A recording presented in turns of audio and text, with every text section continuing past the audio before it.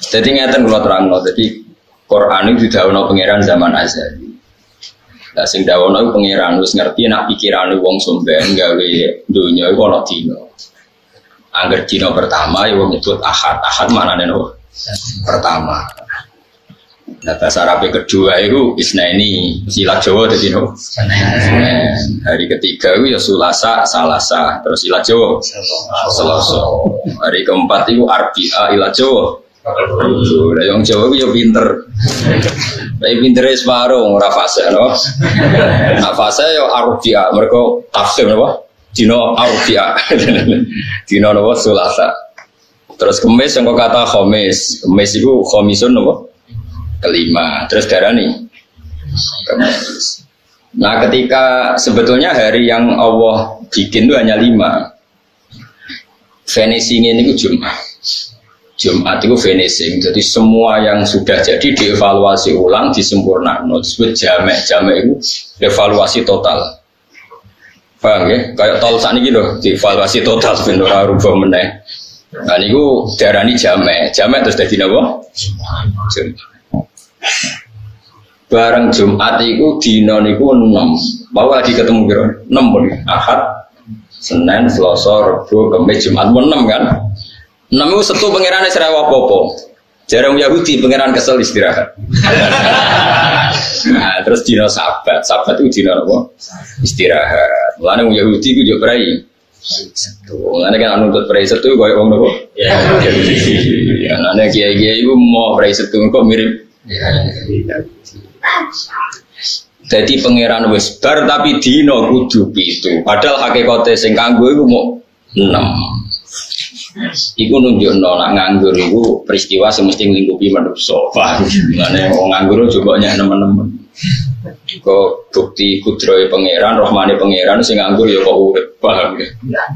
Di pakar-pakar mikir carane, mikir donya jebule sing nikmati wong sing nawa nganggur. Berarti wong sibuk diburuhno wong nganggur. Nah, Setu akhirnya dina libur. Mane pangeran duka ketika wong Yahudi darani Setu itu pangeran kesel terus napa? Istirahat. Mane Allah duka ning wong Yahudi terus Setu itu dina sing enak darani Setu aku kesel jare pangeran. Kowe kudu kesel pisan, aja duwe aktivitas. Wong Yahudi diharamno kerja hari napa? Setu. Termasuk diharamno berburu ikan di hari napa? Setu. Sakunane kuno iku pangeran gadah adat nak nyoba niku nggih nyoba. Dina Setu tenggene Israel mriku saniki dadi negara Israel apa negara Palestina. Soale negara kono, kowe muni negara Israel berarti kowe ngakoni eksistensi napa? Israel. Kowe ngakoni Palestina wong jare PBB ora napa. Soale ngger kono. Soale ngger kono Palestina ora Israel. Nak dina Setu wak niku kathah. Iwak kathah. Nah, akad sampai diburu wis ra ono. Wong Yahudi ku buru Setu, ora oleh pangeran. Wong Yahudi dake dikai parit-parit ning dina Setu. Tapi ora iku Den. Ora napa? Ora jupo. Dadi dikai parit-parit jebakan tapi ora jupo. Tapi iwak ora iso balik ning segara dijupuk akad. Dene takoki pangeran, "Lah kok golek iwak Setu-setu mboten Gusti mboten kula pendet to." Tapi mbok jupuk akad. Lah nggih jupuk akad, sementing mboten. Nah, terus akhirnya wong Yahudi ku wong sing tukang ngakali, napa? Tukang. Ana yang gerono wong cerdas itu disebut wong apa? Yahudi. Yen pangeran mawon badhe dijak niku delian. Ana terus kata ulama sing turunan Yahudi sing ngarang kitab ya model dake ngoten. Sumben niku wong sing ngelah zakat, misalnya di wedhus 40 kan wajib zakat sito. Iku nak ape akhir tahun 11 sito, iku ora wajib. Perkarane syaratnya haul sedurunge sempurna setahun. Mbok sembelih utawa bodol. Iku somben jarine iku pangeran legokno kowe ning tong terus dilebokno neraka. Nah pangeran takok, Gusti lha kula mboten salah umpamane dereng wajib. Ora aja ngamu lebokno tong. Tapi kula teng jero, tapi tak lebokno tong. Jadi kena ngilah ya pangeran apa? Ngilah disebut wa makaru wa khairul nabah. Lare tiang ngaji sejarah. Jadi kunane kuno niku wong niku ngakal. Jadi ora ana pikiran tuane manusa kaya ngakali. Jadi ngakali iku ora wong politikus saiki wis do pinter-pinter, tapi mun niru. Nabi Yusuf niku dipateni, niate keluargane dipateni. Singkat cerita, bareng dicemplungno tenggene sumur, dulure Nabi Yusuf ya pura-pura kaya-kaya sing mangan serigala. Niku ngakali napa to? Ngakali. Bilang ya abana kita ini dolan tenggene hutan, Pak Akalahud dia. Terus ya gayane tenanan waja'u ala komisi didamin gadit. Mereka membawa apa? Darah. Jadi kabine Yusuf itu berlemotan apa? Tapi mulai dulu kejahatan itu nggak ada yang sempurna. Makanya Nabi Yakub ngenyek. Niki dipangan serigala dari Nabi Yusuf. Kok pinter serigalane di akhlak. Tapi mangan anakku kabine dicoklok se terus lagi anakku apa? Dipangan. Mergo bareng didelok ora ono sing sobek. Mesti nak diterkam serigala kan bajunya. Lah iku lali kan ora apa? Ora nyobek-nyobek baju. Lan Nabi Yakub boleh goclok. Kok akhlaknya kok apik serigala. Mesti ape mangan anakku kok nyoplok labine terus lagi dipangan. Lane iki gak apa? Gak apa? Sobek. Akhirnya anak-anak sadar jebule pinter jenengan. Akhirnya ngaku nak. Jadi kejahatan mesti gegabah, mesti ada petilasan atau asar sing ngetokno nek ndekne iku gak sempurna. Tetep ana asar. Ane Quran nyebut wajah wala komisihi bidamin. Kasih terus sekolah bal sawarat lakum anfusukum nawa amro. Pasti ini rekayasa sampean karena Nabi Yusuf, Nabi Yakub tahu apa tadi jubah atau baju yang dipakai apa Nabi Yusuf itu nggak sobek sama sekali. Makanya teori kejahatan itu dulu nabi-nabi wis pinter. Mulane saiki santri goblok itu kriminal tenan, dosa gede. Nggih goblok itu dosa gede. Mestine sing pinter ku santri. Riyen iki ana perawan, rondo edan. Mbok edan tenan ra. Misal saya ana alate, kalau sak masjid itu tes edan tenan. Ta ora ngira wong nuthuk kiai tes edan tenan. Wae riyen ana wedok ayu, rondo edan waras ra. Dikeloni wong papat. Wong papat iku tokoh. Tokoh agama, tokoh apa ora ora pokoke tokoh. Mau tokoh agama kan yo ora kiai, zaman iku agamane yo ora apa. Wes bareng akhirnya cah iku meteng itu hamil. Dilapor Nabi Dawud. Nabi Dawud itu dilapori wong papat iki oleh muni iku kok seksine wis papat nak cah wedok iku zina. Ya nyalano cah wedok iku. Nyalano terus ya wis nyalano soe wis hamil berarti kan bukti napa zina. Terus Nabi Sulaiman itu buatan ini kalau cerita, penjaman ngerti betapa para nabi ini pinter. Mesti kan jogo agamane pangeran itu syaratnya pinter. Pinter itu buatan goblok, orang itu pinter banget, pokoknya buatan goblok. Terus Nabi Sulaiman jadi investigasi terpisah itu pertama sing ngelakoni Nabi Sulaiman. Nabi Sulaiman terus takok. Nengarepe Nabi Dawud, mbok jenengan tak kelirian jarene lha kok meteng. Jare paling di kumpuli asu aja. Nabi Dawud itu ngandel wong seksine papat, tokoh pisan. Ya wis nak ngono sing wedok kudu ditakzir wong kok gelem didemeni apa. Kowe roh tenan sing demeni asu yo jare. Nggih, Nabi Sulaiman nyeluk sitok-sitok. Asune rupane piye? Kan jawab pertanyaane abang gitu. Sitokne takok, ireng gitu. Mestinya harus dijawab ungu ya, masuk harus yang tapi empat itu pertanyaan jawabannya masuknya warnanya beda-beda. Akhirnya Nabi Sulaiman ngerti, nah empat-empatnya pelaku. Iku nunjukno anak Nabi ora kena dibodohi. Jadi Nabi itu ya lugu, umi, tapi punya kecerdasan nubuwah. Ya seorang lagi punya kecerdasan nubuwah. Ini penting kalau atur nomor ke zaman akhir ini yang hilang kecerdasan. Jadi doa sidik amanat tablek fatonah, tapi fatonahnya itu hilang. Makanya sebetulnya begini kalau terang, sama kudu nerimo ilmu dulu. Dalam konteks ini harus nerimo.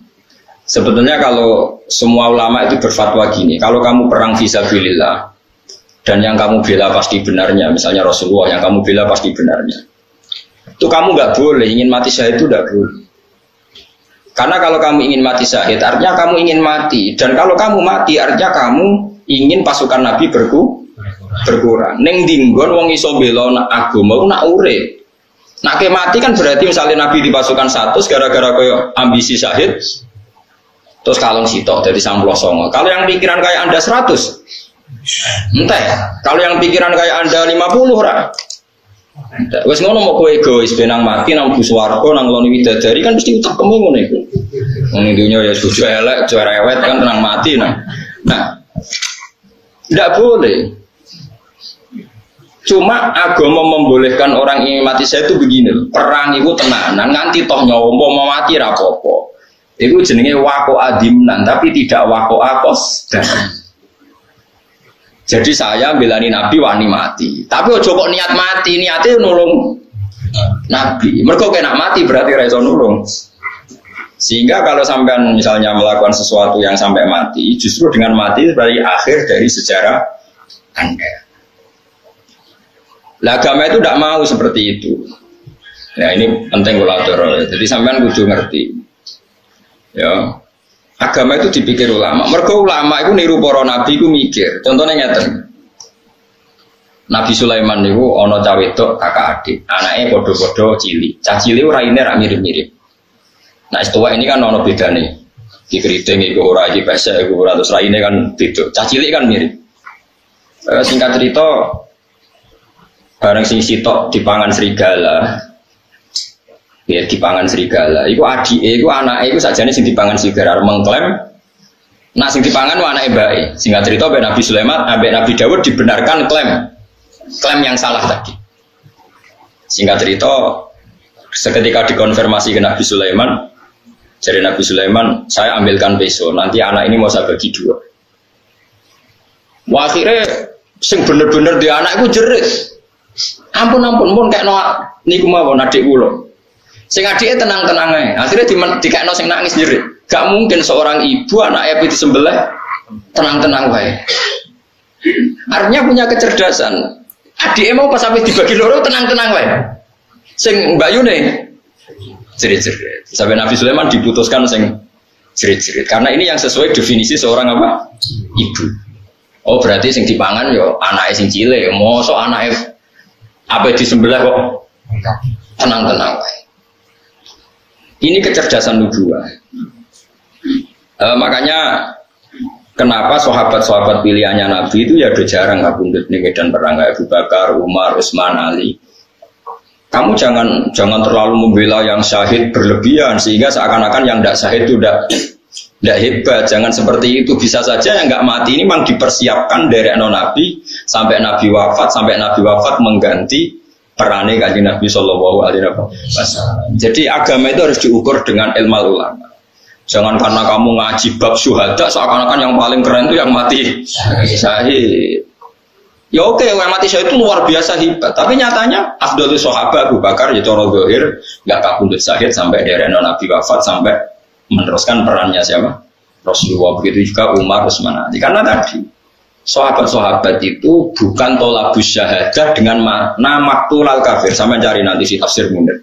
Sing wala tasaban alladziina qutilu fi sabilillah nabu amwat atau sing ayat wala taqulu lima yuqtalu fi sabilillah nabu amwat itu kan diulang beberapa kali. Saya ulang lagi ya. Dan sampean punya tradisi pakai pikiran ulama, jangan pakai pikirannya sampean, kan errormu. Orang itu nggak boleh perang dengan niat tolabus syahadah, mencari mati syahid. Karena tolabus syahadah kalimat ini bisa diganti maktulal kafir. Kue perang bewong kafir. Ketika kamu mati itu pembunuhnya siapa? Kafir. Berarti kamu berstatus apa? Maktulal kafir. Orang yang dibunuh kafir. Dan itu bisa diteruskan dengan status Anda maktul. Berarti Anda tidak iso ndereno kanjeng Nabi. Tidak iso bela-belani. Maka yang benar adalah kalau perang-perang saja kita belani Nabi mati-matian meskipun nanti jadi mati. Jadi mati itu katanya meskipun. Karena dalam kaidah fikih yuftafaru dimnan mala yuftafaru qasda. Kita ini warani mati itu dimnan. Konsekuensinya mati pun tak lakoni. Tapi aja dadi utang akeh BPKB bulet bojo wani apa-apa jatuh tempo ana perang. Jari minane mati syahid. Wah iki wae cocok. Nyaur utang mbek mati syahid itu abot nyaur utang sadok mati. Terus perang tenanan. Wah yo kacau. Makanya kalau jadi ulama itu dipredeli sitok-sitok carane ngarang tafsir itu. Mati syahid itu artinya maktul al-kafir. Kalau kamu maktul berarti kamu tidak bisa bela apa? Islam. Mulane donga njuk mati bareng kok sampean ora oleh. Pipi anane sampean ku penting. Bojomu paling gak rondo lah, lumayan. Jek ono gunane gitu. Enggak boleh. Ini penting saya utarakan karena sekarang tuh orang tuh nggak mikir fatona. Makanya kata ulama, nggak ada rasul yang mati di medan perang. Rasul ya bukan nabi. Nggak ada rasul yang mati di medan. Karena tadi, piye-piye maktul al kafir itu nggak keren kan? Kesannya rasul ini nggak dilindungi Allah. Ini ada musuhnya Allah mau membunuh rasul, rasulnya kebunuh. Kesannya kan nggak terlindungi. Meskipun kalaupun terbunuh, nggak ngurangi hormat kita pada rasul. Tentu nggak ya, nggak ngurangi sama sekali. Tapi piye-piye kan tadi maktul al kafir. Makanya ngaji itu yang khatam. Jadi ya oke, kita ingin syahid, tapi dengan tidak cara seperti itu. Kalau syahid niatnya tadi apa? Meskipun terjadi syahid, tapi jangan pokoknya aku nang perang, aku nang mati syahid, dunia loro kabeh. Lho jebule terusane dene mergo keselen urip. Napa? Loro. Tidak boleh seperti itu.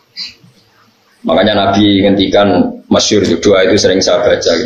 Ya Allah, berilah saya rezeki hidup, maka natil hayatu khairun li, selagi hidup itu lebih baik bagi saya. Tapi ketika mati lebih baik ketimbang saya, ya sebaiknya saya mati. Itu doa yang umum. Ada doa yang lebih spesifik. Ya Allah, ij'alil hayata ziyadatan li fi kulli khairin wal mauta rohatan li min kulli syarrin. Ya Allah, jadikan hidup saya ini anggap saja tambahan dalam semua kebaikan. Kalau mati saya anggap saja akhir dari segala keburukan. Mulane sampean misalnya fasik, tukang korupsi, tukang bodoni wong, bodladis. Mestinya kalau mati itu sing seneng. Senajan to orang tobat, tapi nek mati sing seneng. Ya Allah, matur nuwun badhe jenengan paseni sakniki. Meskipun kula dereng tobat, setidaknya dengan mati ini tobat otomatis. Wong nek mati kan gak iso zina, ora iso maling, ora iso korupsi. Makanya saya berkali-kali, sebenarnya mati itu bagus karena mati itu akhir dari segala keburukan Anda. Bukan sekedar keburukan Anda sudah lewat, potensi bakat LM ya berakhir juga. Wah ini kan bagus, no? Makanya kayak alim nak nong mati, senajan contoh minum bawa oplosan, ya saya guys, ngomong ratiri mau saya apa nih mati? Maksudnya saya ini berakhirlah semua kejahatan dia. Maka ini menjadi saya. Ayat ini tahu diri ngerasa nak jahat, saat ini mau mati berarti saya. Ini maksud wal mauta rohatan li mingkuli syarri. Jadikan kematian ini akhir dari segala keburukan. Nah itu Nabi. Jadi semuanya Nabi nak ngendikan bil ilmi. Begitu juga misalnya jenengan yang omah serati duit BPKB ning gadean terus melarat bojo judes wis ning kamar delok tikus liwat. Ngitung reng, orang Jawa naik sumpah ngitung reng. Itu kalau yang ngomong mursyid atau orang baik yang papan atas, mesti ngomentari timbang lamun atau bogo tahajud, timbang lamun atau bogo maca yasin, timbang lamun atau bogo wiridan. Oke, itu memang iya, bagus. Tapi uang naik bingung ngoten kan us, ini bingung. Tapi nak cara kula sebagai orang usul fikih itu bagus. Baru kayak delok tikus kira delok wong ayu sing haram. Saiki delok tikus sampai delok pupune wedok haram iki. Delok pupune itu bagus nih delok tikus, ngerti kok ora haram delok tikus. Menghindari yang haram melihat yang halal. Sehingga dalam teori usul fikih, orang mukmin itu potensinya bagus semua karena setiap melakukan barang mubah pasti di saat itu meninggalkan barang haram. Misalnya kok gue ngaji ini, nggak bisa dihukumi sunat, harus wajib. Coba kalau kamu saat ini di tempat-tempat yang ada maksiat, ada perempuan buka aurat, ada apa-apa, kan maksiat. Sekarang ninggalkan maksiat itu wajib apa sunat? Wajib. Berarti delok tikus wajib apa sunat? Wajib. Karena dengan delok tikus berarti delok maksiat. Berarti delok tikus wajib. Tapi kan yo aneh, misalnya kiai fatwa delok tikus wajib lah. Tapi nak fatwane diwale, ninggal haram itu wajib. Lah ninggali haram pas delok tikus. Berarti delok tikus wajib. Itu kan, lah itu makanya sampean kalau ngaji usul fikih, jenenge kitab Lubul Usul karangan Syekh Zakaria napa Al-Ansor, itu ada kaidah gitu. Ada ulama yang berpendapat mubah itu tidak ada dalam bagian hukum. Umumnya orang bagi hukum kan wajib, sunat, haram, makruh. Orang sing nambahi khilaful ulama, itu saya penting lagi. Ada ulama yang mengatakan mubah itu tidak ada. Saya ulang lagi, mubah itu karena setiap orang melakukan mubah pasti di saat yang sama meninggalkan keharaman. Padahal meninggalkan haram adalah wajib. Maka melakukan mubah berarti wajib. Ya jajal misalnya bunyi iki ana dangdutan sing srana. Kowe nak melek kan bertarung. Delok ora delok kesempatan, delok rondo kiai kan bingung. Terus kowe turu itu kan mubah. Turu tangi-tangi kowe delok wis bar. Terus turumu ini kan berarti ninggal sekian maksiat delok wong wedok sing ora mahram sing haram. Terus turumu kok diarani sunat iki ya wong ninggalno bareng. Jadi kowe pas turu itu ya ora maling, ora demenan, ora zina, ora ngrasani. Makanya dulu masyhur itu Sufyan Ats-Tsauri itu ke masjid. Ada tukang pungli, terus lagi preman tukang pungli turun di masjid, dibuka sama santrinya disuruh sholat subuh. Sama Sufyan Ats-Tsauri nggak boleh, jangan buka. Dunia istirahat yo nawang gitu, nakani malah repot. Tapi ini wae subuh, pengira ragu to sujute wong iki, sementing dunia istirahat nadene dulu. Lan ana wong fasik turu haram juga. Mergo nek dibuka mesti programnya ya Pak. Tapi rasa pateni cekel polisi kena pateni, ora usah rasa dipateni ben apa? Dulu. Nah ini pentingnya ngaji sehingga dibutuhkan untuk menganalisis sesuatu itu disebut ilmu usul fikih. Nah, termasuk usul fikih itu yang diajarkan Rasulullah Shallallahu Alaihi Wasallam, yaitu kowe nak urip anggap baik potensi menambah kebaikan. Kowe nak mati anggap baik akhir dari segala keburukan. Jadi misalnya kowe biasa mewakal bulat, kowe mati ora usah susah. Piye-piye akhir dari segala keburukan. Anda matur nuwun Gusti jenengan akhir urip kula. Nek kula urip terus potensinya gimana? Siap. Nah misalnya tapi sakit mawon kalau tobat itu maknanya nih kalau dosa paling efektif yo mati iku aneh-aneh. Paham? Sing darani tobat ora ninggal maksiat ayo paling efektif kok. Tapi rasa bunuh diri mesti gising. Mesti kan ape mati rasa donga yo panjang umur teruskan Gusti memang. Mus fasik ape mati yo donga apa? Lah kowe ape opo fasik? Malah kok fasik meneh ya sampai mati wae ora usah ndonga yo. Kula nggih mboten gadah rencana sampai mati ndonga yo panjang. Kula ora wani kok sampean sing potensi fasik. Wah. Kula sing uripe mulang tafsir Jalalain ora wani ndonga panjang umur kowe sing uripe ora jelas kok. Apa opo wae nang donya. Tapi ora usah ndonga yo mati, bumi belum siap. Bumi nampa kowe ya ora ngopo. Kurang siap. Yes biasa wae anut pangeran. Mau bener Kanjeng Nabi. Urip desa Gusti nak panjen cara jenengan hidup ini baik untuk saya. Mati ya baik Gusti, kalau mati menurut jenengan baik untuk saya. Jadi kan dongane Nabi ku simpel. Ya Allah, hidupi saya selagi ini hidup itu baik untuk saya. Akhini makanatil hayat khairan li. Wa tawafani makanatil wafat khairan. Saiki ora wong marahi pangeran. Gusti kula paringi bojo sing ayu santri kathah pengaruh kathah mati husnul khotimah urip kok penak pengerane mbahmu tapi dipek la wong liya masa murah donga ngono wong pengiran ge donya wis darul balak nggon ujian kok kowe njaluk paling enak-enak juga sesuai rencana Tuhan kowe sepirno dibingungno iku rencana Tuhan kok malah ape kok urip kok penak mati murdu suara-suara kene buyutmu ora oleh donga niku dongane wong sombong ora oleh donga. Tapi jaluk tok mosok ora oleh Gus. Lah kok nek meni jaluk ora keturutan kejar juta tak jaluki ya ora nuruti.